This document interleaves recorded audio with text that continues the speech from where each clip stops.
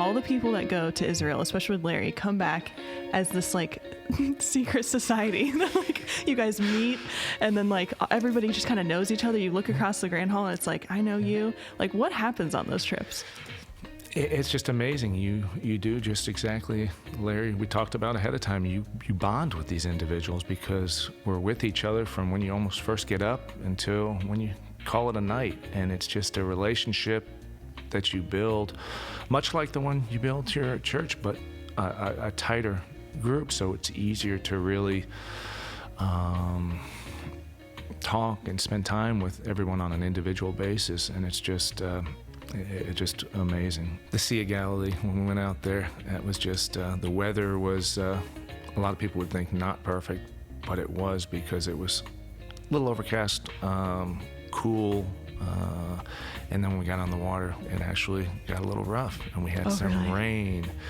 And it just added, and the music, and we did some dancing, and just some really serious time to reflect, and that was probably my most powerful moment. We've leased the other space to stop anyone else from coming in, and the landlord's giving us a contract to buy it at about $200,000 less than value. Whoa. So for $650,000, we are going to expand into 7,500 square feet. Wow. The most exciting part about that, not just having space, is that we have rooms, offices, a giant area where we can create what we call a passive engagement. So we can literally interact with clients and their kids and bring in outside resources so that they can find out what the clients really need. Like we'll help them with all the stuff, but if we're really truly going to bridge this gap of poverty and help elevate their game, we need to wrap around more than just the stuff. Right. So that's what we're good at, is capturing almost 4,800 shopping visits a year of the perfect clientele for so many charities in this area. So they're all coming and partnering with us. I've been back since the surgery, and I did like flying trapeze, just like a swing, but afterwards I was like, oh yeah, that's why I can't do this anymore.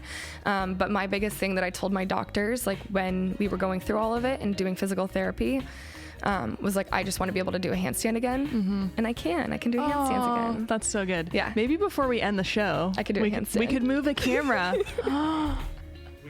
We can totally get one on the table if you want to do it. I could do On the table? I could do a handstand on the table. Are you serious? Yeah. Should we do it before we move on to Kylie Jenner? Because I really want. Then I'm gonna have to reset. Let's wait till the end. All right. Okay. Stay Unless you tuned. want to do it right now. Stay tuned. Just do it right now. All right, let's do it. Right get the now? camera Should I stand up? Let's do it. Wait, this Go is so for much it. pressure. I haven't done one in a couple You days. think you should do one on the table? Let me Or do you practice want, one on the just floor. do one on the floor. Oh, it's already so graceful. Look at this. Okay, she's doing a handstand. She's walking backwards. She may do a lap around the room. We don't know. Wait, I'm going. All right. Well, that was amazing. Thank you for doing that. That's a first for Coffee Talk. And what you'll find is the most violent or like really vocal people, when you ask them one question, which is, why are you here?